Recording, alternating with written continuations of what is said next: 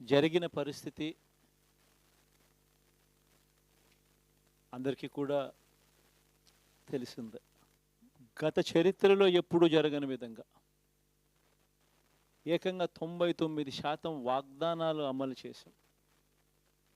ఎప్పుడు జరగలేదు ఆంధ్ర రాష్ట్ర చరిత్రలో కానీ దేశ చరిత్రలో కానీ ఈ మాదిరిగా మేనిఫెస్టో అన్నది ఒక పవిత్ర గ్రంథంగా భావించి అదొక బైబిల్ గాను, అదొక ఖురాన్ గాను, అదొక భగవద్గీత గాను భావిస్తూ టిక్కు పెట్టమని చెప్పి ప్రతి ఇంటికి పంపించి టిక్కు పెట్టమని చెప్పి ప్రతి అడుగుతూ ఆ ప్రతి అక్క చెల్లెమ్మల ఆశీస్సులు తీసుకుంటూ ఆ ఇంట్లో ఉన్న అవ్వాతాతల దీవెనలు తీసుకుంటూ ఏ రోజు కూడా ఈ మాదిరిగా బటన్లు నొక్కడం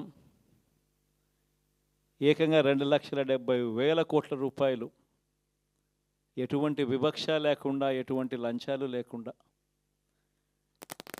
ఏ నెలలో ఏమిస్తామో అని ముందే చెప్పి క్యాలెండర్ ప్రకటించి ఆ నెలలో అది తప్పకుండా ప్రతి సంవత్సరం తూచా తప్పకుండా ప్రతి సంవత్సరం అది జరిగేట్టుగా చేస్తూ ఏకంగా 2,70,000 కోట్ల రూపాయల వివిధ పథకాల ద్వారా మాట తప్పకుండా జరగడం కూడా గతంలో ఎప్పుడూ కూడా చూడలేదు, జరగలేదు. ఇవన్నీ కూడా నేను ఏదైతే చెప్తా ఉన్నానో ఇవన్నీ ఎప్పుడూ చూడని మార్పులు, గతంలో ఎప్పుడూ జరగని సంస్కరణలు. విద్యారంగంలో అయితేనేమి, వైద్య రంగంలో అయితేనేమి, వ్యవసాయ రంగంలో అయితేనేమి, సామాజిక న్యాయం అంశంలో అయితేనేమి, మహిళా సాధికారత అంశంలో అయితేనేమి, గవర్నెన్స్ విషయంలో అయితేనేమి ఎప్పుడు జరగని చూడని సంస్కరణలను కూడా తీసుకొచ్చు. ఇవన్నీ నేను ఏదైతే చెప్తా ఉన్నానో ఇవన్నీ మనం చేసి చూపించి ప్రజల మన్ననలు పొందిన తర్వాతే ఎన్నికలకు వెళ్ళాం. ఎన్నికల్లో ఏమైందో తెలీదు. 5 సంవత్సరాలు కళ్ళు మూసుకుంటే చాలా అయిపోయింది. 5 సంవత్సరాలు మళ్ళీ 2024 నుంచి 2029 కూడా అదే మాదిరిగానే కళ్ళు మూసుకుంటే 2029 కూడా కళ్ళు మూసుకుంటే వచ్చేస్తుంది. ఇవి మనం గుర్తుపెట్టుకోవాల్సిన అంశం ఏమిటి అని అంటే సినిమాలో ఓన్లీ ఫస్ట్ హాఫ్ మాత్రమే అయ్యింది. గతంలో కూడా ఇదే మాదిరిగా పరిస్థితులు ఉన్నప్పుడు కూడా మనం ఏ మాదిరిగా పైకి లేచాము అన్నది కూడా మీ అందరికీ తెలిసిన విషయాలే. నేను ఒక్కటే మీ అందరికీ చెప్తా ఉన్నా, ప్రజల్లో ఈరోజు మనం చేసిన మంచి ఉంది. ఇంటింటికి మనం చేసిన మంచి ఇంకా బ్రతికే ఉంది. ప్రజల్లో ఈరోజు మనం చేసిన పాలన మీద విశ్వసనీయత అనే పదానికి అర్థం ఈ రోజుకి కూడా ప్రజల్లో ఉంది. గడప గడపకు మనం చేసిన మంచి ఇంకా ప్రజల్లో బతికే ఉంది. మరి ఇవన్నీ ఉన్నప్పుడు మళ్ళీ మనం లేయడం కూడా తథ్యం. కాకపోతే కొంచెం టైం పడుతుంది, ఆ టైం ఇవ్వాలి. ఆ టైం ఇచ్చినప్పుడు, అది జరిగినప్పుడు, పాపాలు పండినప్పుడు ఖచ్చితంగా మళ్ళీ మనం పైకి లేస్తాం. ఈ విషయం ప్రతి ఒక్కరం కూడా గుర్తుపెట్టుకోవాలి. ఎందుకు ఈ మాట కూడా చెప్తా ఉన్నానంటే రాజకీయాలలో అన్నిటికన్నా ముఖ్యమైన అంశం క్యారెక్టర్, విలువలు, విశ్వసనీయత. ఈ పదాలకు అర్థం తెలిసి ఉండడం రాజకీయాలలో చాలా అవసరం. రాజకీయం అంటే ఎల్లవేళలా అధికారమే కాదు. అధికారంలో లేనప్పుడు కష్టాలు ఖచ్చితంగా వస్తాయి. కానీ ఖచ్చితంగా కష్టాలు వచ్చినప్పుడు మనం ఖచ్చితంగా ఏ రకంగా రియాక్ట్ అవుతామన్నది మన చేతుల్లో ఉంది.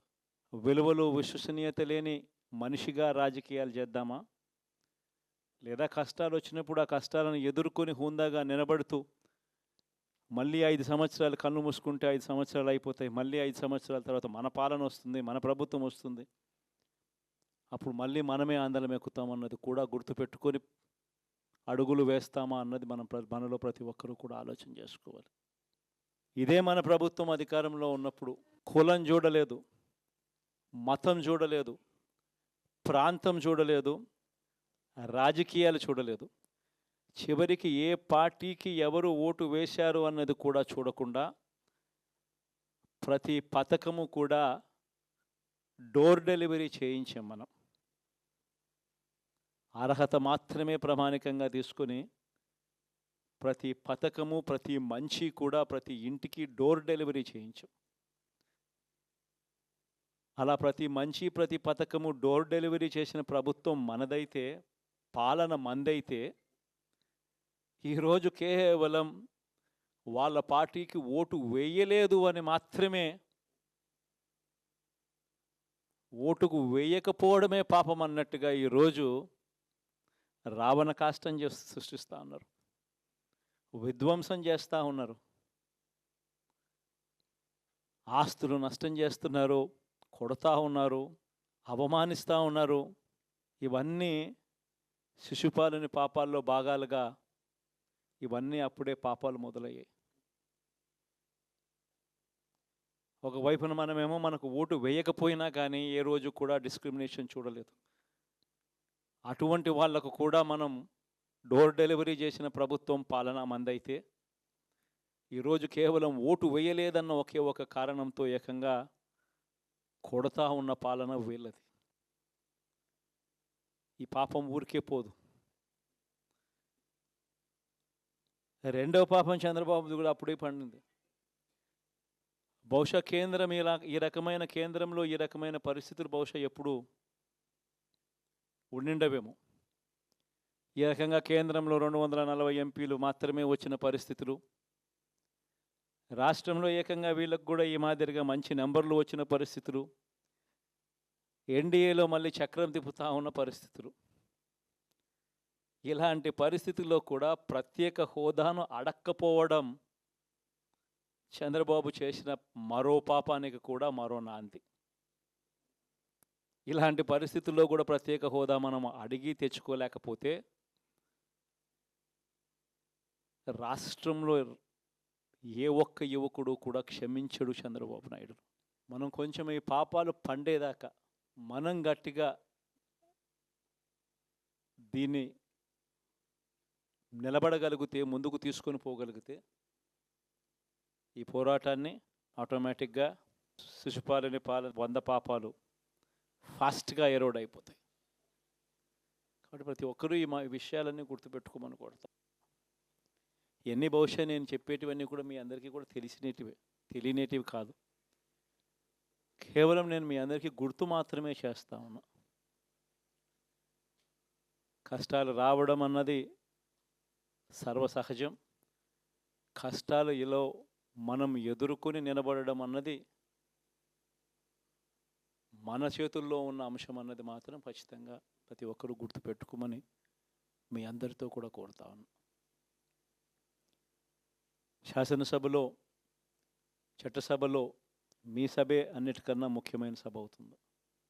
ఓటు వేయలేదు అన్న ఒకే ఒక కారణంతో మనుషుల్ని కొడతా ఉన్న పరిస్థితుల్లో, మనుషుల్ని అవమానిస్తూ ఉన్న పరిస్థితుల్లో, మనుషుల్నే బలవంతంగా ఆస్తి నష్టం చేస్తూ ఉన్న పరిస్థితుల్లో ఇక ప్రతిపక్షం ఉన్నది ఒకటే ఒక పార్టీ, ఆ పార్టీకి అవకాశం ఇవ్వాలా అన్న కనీస నైతిక విలువలు వాళ్ళు పాటిస్తారన్న నమ్మకం నాకైతే లేదు. కాబట్టి మీరు చేయాల్సిన పాత్ర గొప్పది, చాలా ఉంది అన్నది మాత్రం గుర్తుపెట్టుకోండి. రాబోయే రోజుల్లో యాక్టివిటీ లెవెల్స్ అనేది ఆటోమేటిక్లీ పెరుగుతాయి. రాష్ట్ర వ్యాప్తంగా ఉన్న కార్యకర్తలందరినీ ఎవరినైతే వాళ్ళు ఇబ్బందులు పెట్టారో ఖచ్చితంగా వాళ్ళందరికీ మనోధైర్యం ఇస్తూ వాళ్ళ గ్రామాలకు వెళ్ళి వాళ్ళకు తోడుగా ఉండే చేసే కార్యక్రమాలు జరుగుతాయి. రాబోయే రోజుల్లో ఇంకా టైం గడిచే కొద్దీ ప్రజల్లోకి వెళ్ళే కార్యక్రమాలు ఇంకా ముమ్మరం అవుతూ పోతాయి. చివరికి ప్రజల్లోనే ఉంటాం. ప్రజలతో కలిసి పోరాడే కార్యక్రమం వేగంగా టైం గడిచే కొద్దీ మనము వేగంగా అడుగులు ముందుకు వేస్తాం. ఒకటి మీ అందరికీ చెప్తా ఉన్నా, ఏకంగా 14 నెలలు పాదయాత్రలు చేశాం.